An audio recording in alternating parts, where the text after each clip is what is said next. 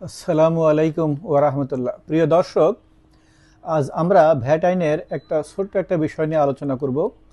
এই বিষয়টা নিয়ে সম্প্রতি মাঠ পর্যায়ে বেশ জটিলতা দেখা দিয়েছে, প্রায় মানুষ এই বিষয়টা জানতে চাচ্ছে।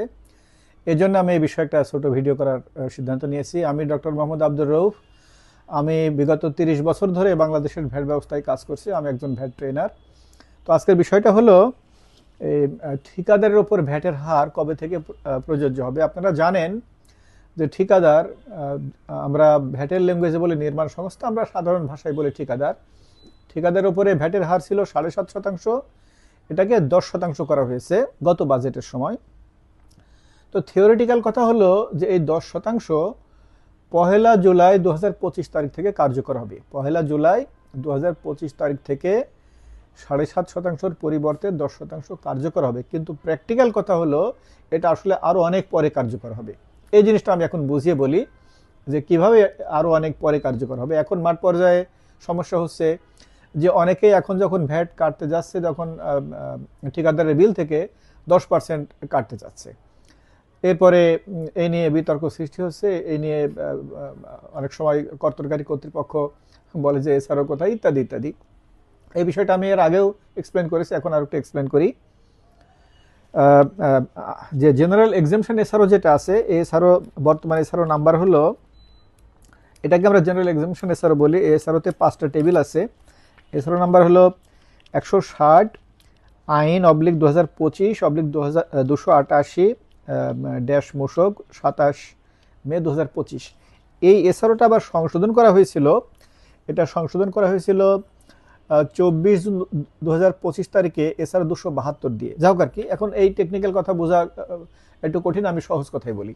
সহজ কথা হলো যে জেনারেল এক্সামশন এসআরও দিয়ে ঠিকাদারের ক্ষেত্রে একটা এক্সামশন দেওয়া হয়েছে। সেটা কি, এটা হলো বোঝাটা মূল বিষয়। সেটা হলো 30 জুন 2025 খ্রিস্টাব্দ তারিখের পূর্বে স্বাক্ষরিত চুক্তির ক্ষেত্রে 7.5% অতিরিক্ত মূল্য সংযোজন কর অব্যাহতি দেওয়া হয়েছে। অর্থাৎ সহজ কথাই বলি, 30 জুন 2025 তারিখ এবং তারিখের আগে যে সমস্ত চুক্তি সাইন হয়েছে, এই সমস্ত চুক্তির বিপরীতে যখনই কাজ হোক না কেন, যখনই বিল সাবমিট হোক না কেন, এর বিপরীতে ভ্যাট হবে 7.5%।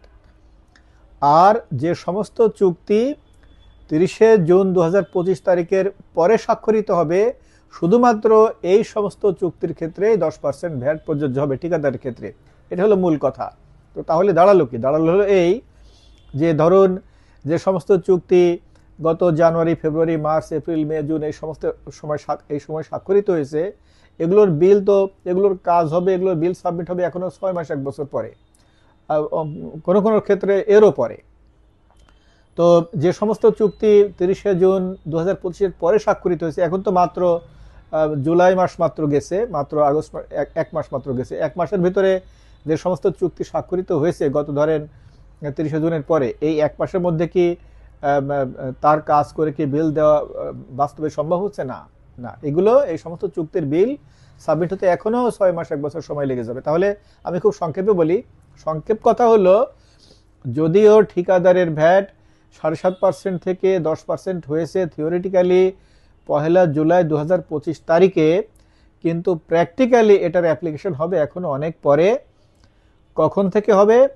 যে সমস্ত চুক্তি 30 জুন 2025 তারিখের পরে সম্পাদিত হয়েছে, সেই সমস্ত চুক্তির ক্ষেত্রে, সেই সমস্ত চুক্তির বিপরীতে কাজ করার পরে যখন বিল সাবমিট করা হবে, শুধুমাত্র সেই বিল থেকে 10% হারে ভ্যাট কর্তন করতে হবে। আমি আশা করি আপনারা বিষয়টা বুঝতে পেরেছেন। এর আগেও আমি এক্সপ্লেন করেছি। তো মাঠ পর্যায়ে বিষয়টা নিয়ে বেশ অস্পষ্টতা আছে, অনেকে অনেক প্রশ্ন করছে, এই জন্য বিষয়টা আজকে ক্লিয়ার করলাম। তো প্রিয় দর্শক, অনেক ধন্যবাদ। আগামীতে আবার নতুন কোনো বিষয় নিয়ে আসবো। খোদা হাফেজ। আসসালামু আলাইকুম ওয়া রাহমাতুল্লাহ।